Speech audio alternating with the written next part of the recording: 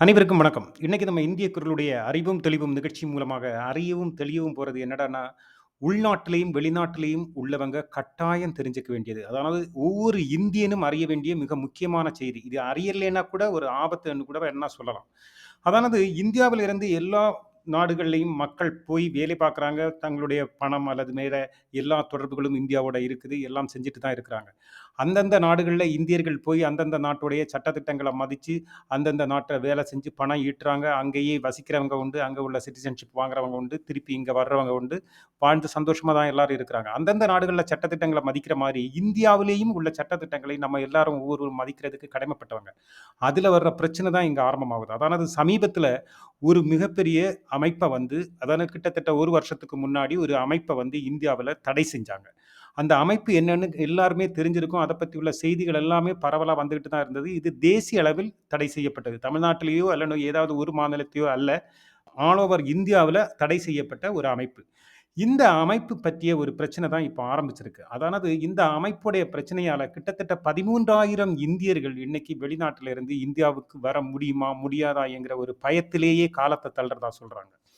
இதுக்கு அடிப்படை காரணம் என்னடான்னா, நம்ம ஒவ்வொரு நாடுகள்லயும் போம்போது, அந்த நாடுகள்ல உள்ள சட்டதிட்டங்கள் ஸ்ட்ரிக்ட்டா இருக்கும்போது, நம்ம அத ஃபாலோ பண்றதுக்கு, இல்லன்னா அத வந்து பின்பற்றதுக்கு நம்ம தயாரா இருக்கிறோம். ஆனா இந்தியாவுல உள்ள சொந்த நாட்டுல, சொந்த மண்ணுல, சொந்த அம்மாவ நேசிக்கிற மாரி நம்மளுடைய நாட்ட நேசிக்கிறதுக்கு பலரும் வந்து சில நேரங்கள்ல வந்து ஏதோ ஒரு காரணங்களால மறுக்கிறாங்க. இல்லன்னா அத தவிர்க்கிறாங்களா, இல்ல அவங்க அதற்கு எதிரான சில செயல்பாடுகள்ல ஈடுபடுறாங்க. அந்த தாய்நாட்டிற்கு பிரச்சனை வரக்கூடிய அல்லனா தாய்நாட்டிற்கு விரோதமான சில செயல்கள்ல ஈடுபடுறதா அரசு நினைக்குது. அப்படி ஒரு இயக்கத்த தான் இந்தியாவுல தடை செய்யப்பட்டதா சொல்றாங்க. இந்த இயக்கத்துக்கு ஏதாவது ஒரு வகையில நீங்க செயலளவிலேயோ, இல்ல ஏதாவது பொருளாதார அடிப்படையிலேயோ, ஏதாவது ஒரு வகையில நீங்க வெளிநாடுகள்ல இல்லன்னா கருத்து அடிப்படையிலேயோ, ஏதாவது ஒரு வகையில வெளிநாடுகள்ல இருந்துட்டு, நீங்க வந்து இந்த அமைப்பிற்கு சாதகமாக பேசவோ, செயல்படவோ ஏதாவது செஞ்சீங்கன்னா, நீங்க இந்த 13,000 பேருக்குள்ள பட்டியல்ல வந்துருவீங்க அப்படின்னு சொல்றாங்க. இந்த 13,000 பேருடைய பட்டியலை யார் தயார் பண்ணாங்கன்னு கேட்டீங்கன்னா, இந்தியாவுடைய பாதுகாப்பு அமைப்புகள், உளவு அமைப்புகள், புலனாய்வு அமைப்புகள் என்று பல அமைப்புகள் சேர்ந்து பல ஆய்வுகள் செய்து தான் இந்த பட்டியல தயாராக்கியிருக்கிறாங்க. நீங்க ஒண்ணு நெனச்சுக்கணும். இந்த நம்மளுடைய புலனாய்வு அமைப்புங்கிறது வந்து வெறும் சிபிஐ மட்டுமோ, இல்ல வெறும் என்ஐஏ என்கிற ஒரு அமைப்பு மட்டுமோ அல்ல. இந்தியாவுல பல ரகசிய அமைப்புகள் எல்லாம் நெறைய உண்டு. அவங்க வந்து மிக மிக நுணுக்கமாக, மிக உன்னிப்பாக நம்மளுடைய ஒவ்வொரு நடவடிக்கைகளையும், ஒவ்வொரு இந்தியனுடைய நடவடிக்கைகளையும் கவனிச்சுட்டு இருக்கிறாங்க. முன்னுக்கு கூட இது வந்து நம்மளுடைய கண்ணு தப்பி எல்லாம் தப்பிச்சு போறதுக்கெல்லாம் வாய்ப்புகள் அதிகம். ஆனா இன்னைக்கு அப்படி இல்ல. தொழில்நுட்பம் எல்லாம் வளர்ந்துருச்சு. தொழில்நுட்பம் மிகப்பெரிய அதானது நம்ம குவாண்டம் கம்ப்யூட்டர நாடி போகிற காலகட்டம் இது. ஆனா, அந்த அளவுக்கு தொழில்நுட்பம் வளர்ந்த நிலையில நம்மளுடைய ஒவ்வொருவர்களுடைய நடவடிக்கைகளையும் கவனிக்கிறதுக்கும், கண்காணிக்கிறதுக்கும் பெரிய கஷ்டமோ, பிரச்சனையோ ஒண்ணும் கிடையாது.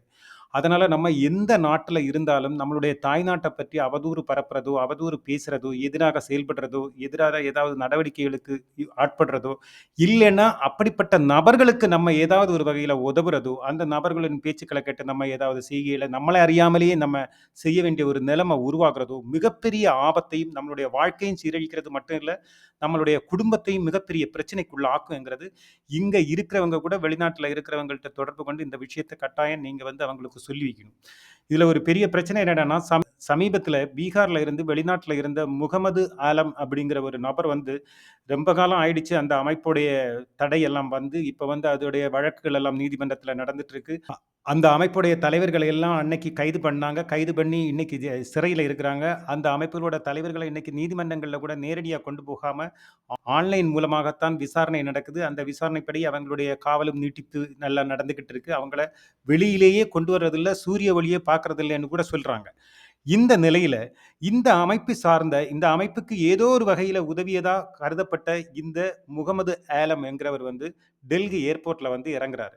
இறங்குனதும் இவர் என்ன நெனச்சாருன்னா, 1 வருஷமா ஆயிடுச்சுல்ல, எல்லாமே அது அவங்க மறந்திருப்பாங்க. இனியெல்லாம் நம்மள பார்த்துக்கிட்டா இருக்க போறாங்க அப்படிங்கிற ஒரு நெனப்புல வந்து இறங்கியிருக்கிறாரு. இறங்குனதும் அவரு உடனே இம்மீடியட்டா அவசரமா அவர் கைது செய்யப்பட்டு சிறைக்கு அழைத்துச் செல்லப்பட்டார்ங்கிறது தான் இப்போ பயங்கரமான ஒரு நடுக்கத்தை ஏற்படுத்தி இருக்கிறது. அதானது எப்படின்னா, இதுக்கு முன்னாடி வெளிநாடுகள்ல தான் நம்ம இருக்கிறோம் என்கிற தைரியத்தில சமூக ஊடகங்கள் வழியாக பல கருத்துக்களை தெரிவிக்கிறதும், நாட்டுக்கு எதிராக செயல்படுகிறன்னு அரசு தீர்மானிக்கப்பட்ட அந்த அமைப்ப பற்றி, அமைப்புக்கு சாதகமாக குரல் எழுப்பினவங்க, அத பத்தி கருத்து தெரிவிச்சவங்க, அதுக்கு பணம் அனுப்புனவங்க, இன்னும் பலரும் இந்த பட்டியல்ல வர்றாங்க. சும்மா ஒரு சின்ன கருத்து தெரிவிச்சாங்கங்கிறதுக்காக எல்லாம் யாரும் வந்து யாரையும் பிடிச்சுக்கிட்டு ஒண்ணும் போறது இல்ல என்னாலும்.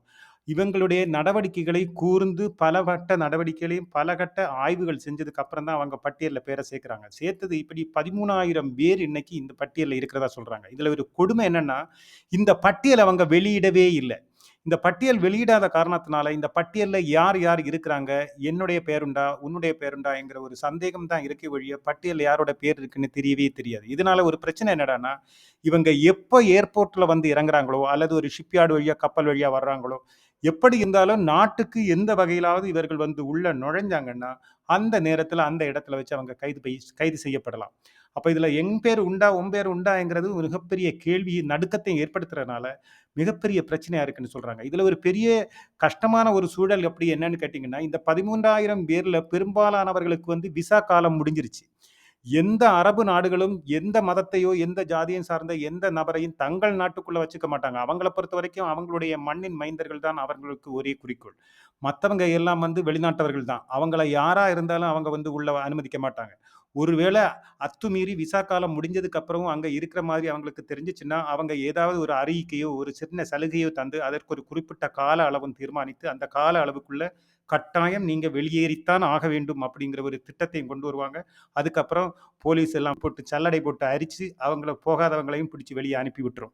இதுதான் கடந்த காலங்கள்ல எல்லாம் பெரும்பாலான அரபு நாடுகள்ல எல்லாம் நடக்கிறது. அதனால என்னைக்கா இருந்தாலும் இவங்க வந்து ரொம்ப காலம் இருக்க முடியாது. ஆனா இப்ப சூழ்நிலை என்னடான்னா, இவங்களுக்கு இந்த விசா காலம் முடிஞ்சதுக்கு அப்புறம் ஏன் பின்ன விசா அடிக்க அழிக்க வேண்டியது தானே அப்படின்னு கேட்டீங்கன்னா, அங்கேயும் தான் பிரச்சனை. என்னன்னா, பெரும்பாலானவர்களுக்கு பாஸ்போர்ட்டும் ரினிவல் காலம் வந்துருச்சு. அதாவது பாஸ்போர்ட்டும் எக்ஸ்பைரி ஆயிடுச்சு. இவ்வளவு ஆண்டு வரைக்கும் தான் இந்த பாஸ்போர்ட். அதுக்கப்புறம் வந்து நம்ம புதுப்பிக்கணும், ரினிவல் பண்ணணும் அப்படிங்கிற அந்த புதுப்பித்தலுக்கு வந்து காலம் வந்துச்சு. புதுப்பிக்காம அந்த விசாவ புது விசா அடிக்கவும் முடியாது. அப்போ புதுப்பிக்காம புது விசா அடிக்க முடியாத ஒரு சூழல் வரும்போது, கட்டாயம் முதல்ல வந்து பாஸ்போர்ட்ட புதுப்பிக்கணும். அப்ப புதுப்பிக்கும்போது நீங்க வந்து ஒவ்வொரு நாடுகள்லயும் அந்தந்த நாட்ல இருக்கிற இந்தியாவுடைய எம்பசில போய் நீங்க அப்ளை பண்ணீங்கன்னா, சிலவங்க வேலை பார்க்குற நிறுவனங்களே அவங்களுக்கு அப்ளை பண்ணி புதுப்பிச்சு அவங்களுக்கு குடுத்துரும். சிலவங்க வந்து நம்ம தனியாவும் போய் வந்து எம்பசிகள்ல போய் நம்ம வந்து அப்ளை பண்ணோம்னா, அவங்க புதுப்பிச்சு 2, 3 நாள்ல எல்லாம் பாஸ்போர்ட் வந்து அவங்களுக்கு கிடைக்கும். ஆனா இங்க தான் பிரச்சனை. இந்த பட்டியல்ல இருக்கிறவங்க பேரெல்லாம் ஆல்ரெடி எம்பசிகள்ல இருக்கக்கூடும். அதனால இவங்களால அங்க இருந்து நேரடியா இத வந்து புதுப்பிக்கிறதுக்கு குடுத்தா புதுப்பிச்சு கிடைக்காது. அந்த பயமும் இருக்கு. மட்டும் இல்ல இவங்க ஐடென்டிஃபை பண்ணி உடனே மறுபடி வேற நடவடிக்கைகள் பாயும் என்கிற பயமும் இருக்கிறதுனால, ஊர்ல வந்து புதுப்பிக்கலாம் அப்படிங்கிற ஒரு எதிர்பார்ப்பு இருக்கு. ஆனா ஊர்ல வந்து புதுப்பிக்கலாங்கிற எதிர்பார்ப்பு இருக்கும்போது, நம்ம பேர் அந்த பட்டியல்ல இருக்காங்கிற பயத்தினால இவங்களுக்கு வரவும் முடியல. அப்போ இந்த ஒரு சூழ்நிலையில என்ன நடக்குதுன்னா, பாஸ்போர்ட்டையும் புதுப்பிக்க முடியல. பாஸ்போர்ட் புதுப்பிக்காததுனால விசாவும் புது விசா அடிக்கவும் முடியல. ஆனா ஊருக்கு வரவும் முடியல. ஊர்ல நடக்கிற ஒரு மரணமோ, கல்யாணமோ என பல விஷயங்களுக்கும் வர முடியாம ஒரு சூழ்நிலை. சொந்த பந்தங்கள பார்க்க முடியாத ஒரு சூழ்நிலை. அதே நேரத்தில இதுல எல்லாம் மேல்தட்டு தலைவர்கள் லெவல்ல எல்லாம் இருந்து செயல்பட்டவங்க, வெளிநாட்டுல இருந்து இது பண்ணவங்க எல்லாம் இருக்கிறாங்க இல்லையா? அவங்க எல்லாம் என்ன பண்றாங்க தெரியுமா? அவங்களுடைய சொந்த பந்தங்களை எல்லாம் வந்து இங்க இருந்து அங்க விசிட்டிங் விசாயில கூப்பிட்டு அவங்களுடைய நேர்காணலும், அவங்களுடைய கலந்துரையாடல் எல்லாம் அவங்களுக்கெல்லாம் நேரடியா எல்லா சில விஷயங்கள் ஒரு சில மேல்தட்டுல இருக்கிறவங்களுக்கு இந்த அமைப்போட மேல்தட்டுல இருந்தவங்களோ, இல்லன்னா மேல்தட்டு லெவல்ல இருந்துட்டு இந்த அமைப்புல செயல்பட்டவங்க எல்லாம் அத வந்து அவங்க சூழ்நிலைய அவங்க பயன்படுத்திக்கிறாங்க. ஆனா, சாதாரணமாவோ இல்லன்னா அதுக்கு அடிமட்டத்தில இருந்தவங்களோ, இதுக்கு சாதகமா செயல்பட்டவங்களோ, அதாவது ஏதாவது தன்னை அறியாமலேயே அதுல சிக்குனவங்க எல்லாமே இன்னைக்கு வந்து உள்ள வர முடியுமா? முடியாதா? அப்படிங்கிற ஒரு பயத்திலயும், ஊர விட்டு இருந்து ஒரு தொடர்பு கொள்ள முடியாத ஒரு நிலைமையிலயும் இன்னைக்கு ரொம்ப வருத்தப்பட்டுட்டு இருக்கிறாங்க. இவங்களுக்கு ஊருக்கு வர முடியாத ஒரு சூழ்நிலை. ஊருக்கு வந்தா சிறைங்கிற ஒரு பயம். அது நம்ம பேர் இருக்கான்னு இவங்களுக்கு தெரியல. இப்படி இருக்கிறது 1, 2 பேர் இல்ல. கிட்டத்தட்ட 13,000 பேரு. இதுல வந்து என்ன விஷயம்ன்னா, காசு அனுப்புன விஷயங்கள்ல இருந்து கூட இந்த தொடர்ப எடுத்திருக்கிறாங்க. அதாவது நீங்க வெளிநாட்டுல இருந்து இங்க காசு அனுப்பும்போது, ஒருவேளை நண்பர்களோ, உங்க கூட இருக்கிறவங்களோ, மத்தவங்களோ யாராவது உங்கள்ட்ட காச எந்த அக்கவுண்ட்க்கு எனக்கு இந்த காச அனுப்பிரு அப்படின்னு சொல்லிட்டு தருவாங்க. அந்த காச நீங்க அனுப்பும்போது, நீங்க எந்த அக்கவுண்ட்க்கு அதானது இங்க இந்தியாவுல கண்காணிக்கப்படுற, இல்லன்னா சந்தேகத்துக்குரிய, இல்லன்னா தடை செய்யப்பட்ட அமைப்பை சார்ந்த ஏதாவது கண்காணிக்கப்படுற அக்கவுண்ட்கள்ல நீங்க அந்த காசு வருதுன்னா, அனுப்புனது யாருங்கிற தகவல வந்து உடனே சேகரிக்க ஆரம்பிச்சுருவாங்க. இப்போதைய இந்தியாவுடைய சட்டப்படி, நீங்க இந்தியாவுல காசு அனுப்பணும்னா, உலகத்துல எந்த நாட்ல இருந்தாலும், அந்த நாட்ல உங்களுக்கு கொடுக்கப்பட்டிருக்கிற ஐடி, அதாவது நமக்கு இங்க இருக்கிற ஆதார் கார்டு மாதிரி அங்க அவங்க குடுக்குற ஒரு நேஷனல் ஐடி. அந்த நாட்டை சார்ந்த நேஷனல் ஐடியோடைய அடையாளம் காட்டாம, நீங்க வந்து அங்க இருந்து பணம் இங்க அனுப்ப முடியாது. ஒருவேள உங்களுக்கு அந்த ஐடி இல்லன்னா, நீங்க உங்களுடைய பாஸ்போர்ட்டோட காப்பியோ, ஏதோ குடுத்து தான் அந்த பணத்த அனுப்ப முடியும். அப்படி இருக்கும்போது, அரசுக்கு இங்க இருந்து நீங்க யார் அனுப்பியிருக்காங்கன்னு ஐடென்டிஃபை பண்றது வந்து ரொம்ப ரொம்ப ரொம்ப சுலபமான ஒரு விஷயம். அதனால நீங்க அனுப்பி இருக்கிறது யாருன்னு கண்டுபிடிச்சுருவாங்க. அதனால நீங்க பண்ண வேண்டிய ஒரு மிக முக்கியமான ஒரு விஷயம், ஒருவேளை உங்க அந்த அமைப்புக்கோ, உங்களுக்கோ எந்த சம்மந்தமும் இருக்காது. நம்ம போனோமா, நம்ம குடும்பத்த காப்பாத்தணுமா, நம்ம வேலை செஞ்சோமா அப்படிங்கிற இருக்கிறவங்க நெறைய பேர் இருப்பாங்க. ஆனா, அவங்களை அறியாமலேயே அவங்க கூட இருக்கிறவங்களோ, அல்ல நண்பர்களோ, இல்லன்னா தெரிஞ்சவங்களோ, "இப்படி காசு அனுப்பியிருப்பா" அப்படின்னு சாதாரணமா இவங்கள்ட்ட காச குடுத்து அனுப்பி விடுறதுக்கெல்லாம் வாய்ப்புகள் நெறைய இருக்கு. அப்படி கூட தெரியாத்தனமா இதுல தொடர்புடையதா மாறுன ஆட்களும், நபர்கள் எல்லாம் இருக்கக்கூடும். அவர்களும் இந்த சிக்கல்ல தன்னை அறியாமலேயே பிரச்சனையில மாட்டுறதுக்கு வாய்ப்பு இருக்கு. அதனால இனி உங்களுக்கு யாராவது ஒரு இமெயிலா இருந்தாலும் சரி, இல்லன்னா ஒரு காசு அனுப்புறதா இருந்தாலும் சரி, இதே மாதிரிப்பட்ட எந்த விஷயமா இருந்தாலும் தீர விசாரிச்சு நீங்க யாருக்கு அனுப்புறீங்க? யாருக்கு குடுக்கணும்? எங்க அனுப்பணும்னு எல்லாம் தெளிவா உங்களுக்கு தெரிஞ்சு நம்பிக்கை இருந்தா மட்டும் அந்த காச வந்து வாங்கி அனுப்புங்க. அப்படி இல்ல, உங்களுக்கு அது சந்தேகத்துக்கு இடமா தான் இருந்தாலும், என்ன உங்களுடைய அறை நண்பர்களா இருந்தாலும் சரி, இல்லன்னா பக்கத்து வீட்டு நண்பர்களா இருந்தாலும் சரி, யாரா இருந்தாலும் சரி, வெளிநாடுகள்ல இருக்கும்போது இங்க இருந்து காசு அனுப்புறது எல்லாம் வந்து தவிர்த்துருங்க. அவங்கவங்க காசு அவங்கவங்க வேணும்னா அவங்கவங்களுக்கு அனுப்பட்டும். வேணும்னா வண்டியில கூட்டிட்டு வந்து விடுங்கங்கிற ஒரு லெவல்ல இருக்கணுமே ஒழிய, நீங்களா உங்க ஐடிகள குடுத்து அனுப்பும்போது ரொம்ப கவனமா இருங்க. ஏன்னா, சிலவங்க தெரிஞ்சே அந்த அமைப்புக்காகவோ, இல்லன்னா அந்த விஷயத்துக்காகவோ செயல்படுறவங்களா இருக்கலாம். ஆனா நம்ம எதுவுமே செயல்படாம, நமக்கு எதுவுமே அத பத்தி தெரியாம, இல்லன்னா அதுல நமக்கு எந்த நாட்டமோ, அதுல ஒரு ஈடுபாடோ இல்லாத நம்ம, எந்த மனசால் கூட அறியாம இந்த பிரச்சனையில மாட்டுறதுக்கு வாய்ப்பு இருக்கிறதுனால ரொம்ப கவனமா இருங்க. அதே மாரி இந்தியாவுல இருக்கிறவங்களும் ஒண்ணுக்கொண்ணு நீங்க இப்ப தமிழ்நாட்டுல இருக்கிற ஆளு டெல்லிக்கு காசு அனுப்புறீங்க, இல்லன்னா ஒரு ஆளு அனுப்புறீங்க, இந்த அக்கவுண்ட்க்கு இந்த காச அனுப்புங்கன்னு இந்த இந்தியாவுக்குள்ள இருக்கிறவங்க நீங்க காசு அனுப்பும்போதும், ட்ரான்ஸ்ஃபர் எல்லாம் பண்ணும்போதும் மிக கவனமா இருங்க. அதானது நீங்க நினைக்கிற மாரி ஆயுதம் எடுத்துக்கிட்டு போறதோ, இல்லன்னா அந்த அமைப்புக்கிட்ட இமெயில் மூலமாக உரையாடலோ அப்படியெல்லாம் நாங்க பண்ணலையே அப்படின்னெல்லாம் நீங்க இருக்கலாம். ஏன்னா நீங்க ஒண்ணும் அறியாம உங்களுக்கு அது தேவையில்லாத ஒரு விஷயமா நீங்க நினைச்சிட்டு இருக்கலாம். நம்ம அப்படி ஒண்ணும் பண்ணலையே. ஆனா, இதே மாரி நண்பர்களுக்கோ, மத்தவர்களுக்கோ உதவ போய், அந்த கண்காணிப்பு வளையத்துக்குள்ள நீங்களும் வரலாம். அந்த பட்டியல்ல நீங்களும் இடம் பெறலாம். அதனால ரொம்ப கவனமா இருங்க. இது மிக, மிக முக்கியமான ஒரு விஷயம். உங்க வீடுகள்ல யாராவது வெளிநாடுகள்ல இதே மாரி இருந்தாங்கன்னா கூட, அவங்களுக்கும் இத பத்தி ஒரு விழிப்புணர்வ கட்டாயம் நீங்க சொல்லி புரிய வைங்க. இந்த அமைப்ப இந்த அமைப்புக்கு கிட்டத்தட்ட 2024 அக்டோபர் கணக்குப்படி 56,00,00,000 சொத்த இந்தியாவிலேயே பறிமுதல் செய்திருக்கிறாங்க. அது வந்து ட்ரஸ்ட்டுகள், கம்பெனிகள், தனி நபர்களுடைய ஸ்தாபனங்கள், அதானது இதுக்கு பொருளாதார உதவி செஞ்சவங்க, இல்லன்னா இதுக்கு வெளிநாடுகள்ல இருந்து பணத்தால நடத்தப்படுகிற ட்ரஸ்ட்டுகள், அல்லனா இதோடைய மறைமுகமா கம்பெனிகள் நடத்தி இதுக்கு கொடுக்கப்படுகிற வருமானங்கள், இப்படியெல்லாம் நிறைய இதுக்கான வருமானம் வருகின்ற வழிகளை எல்லாம் வந்து இன்னைக்கு இந்தியன் கவர்மெண்ட் அரெஸ்ட் பண்ணியிருக்கு. கிட்டத்தட்ட கேரளம், தமிழ்நாடு, கர்நாடகா, வெஸ்ட் பெங்கால், ராஜஸ்தான், மணிப்பூர் உள்ளிட்ட கிட்டத்தட்ட 12 மாநிலங்கள்ல 22 வங்கி கணக்குகள் இந்த அமைப்பு சார்பா அவங்க பேன் பண்ணி வச்சிருக்கிறாங்க. இந்த பேன் பண்ணி வச்சிருக்கிற வங்கி கணக்குகள்ல எல்லாம் பெரும்பாலும் வெளிநாடுகள்ல இருந்து பணம் வந்து அதிகமா வந்திருக்கு. அதுவும் குறிப்பா அரபு நாடுகள்ல இருந்து வந்திருக்கிறதாவும் சொல்றாங்க. இத பற்றி உள்ள சோர்ஸ்கள், அதாவது இதுக்கான வாய்ப்புகள அவங்க வந்து தேடுறாங்க. ஆனா அதிகாரிகள் என்ன சொல்றாங்கன்னா, அங்க இருந்து இந்த பணம் எப்படி வந்தது? எப்படி கலெக்ட் பண்ணாங்க? எப்படி அனுப்புனாங்கன்னு நம்மளால கண்டுபிடிக்க முடியாது தான். ஆனா அனுப்புனது யாருங்கிறது வந்து எங்களுக்கு கரெக்ட்டா தெரியும். அத வந்து அந்த பட்டியல வந்து இடின்னு நீங்க நெறைய கேள்விப்பட்டிருப்பீங்க. என்ஃபோர்ஸ்மென்ட் டைரக்டரேட் அப்படின்னு நெறைய கேள்விப்பட்டிருப்பீங்க. இந்த என்ஃபோர்ஸ்மென்ட் டைரக்டரேட்ங்கிறது வந்து நம்மளுடைய அந்நிய செலவாணி மோசடிகள், வெளிநாடுகள்ல இருந்து பணம் நேர் வழியாக வருகிறதா? யாருக்கு போகிறது? அந்த பணம் எப்படி செலவாகிறது? எப்படி எப்படி அந்த பணத்த எடுக்குறாங்க? இதையெல்லாம் கண்காணிக்கிறது வந்து என்ஃபோர்ஸ்மென்ட் டைரக்டரேட் ஆகும். இந்த என்ஃபோர்ஸ்மென்ட் டைரக்டர் தான் இப்படி பொருளாதார அடிப்படையிலான இந்த தீவிரவாதமா அல்ல நம்ம நாடு பேன் பண்ணியிருக்கிற ஒரு அமைப்புக்கோ, இதுக்கெல்லாம் வர்ற பணத்த பத்தி உள்ள தகவல்களை எல்லாத்தையும் திரட்டி, நேஷனல் அதானது என்ஐஏக்கு குடுத்திருக்கிறாங்க.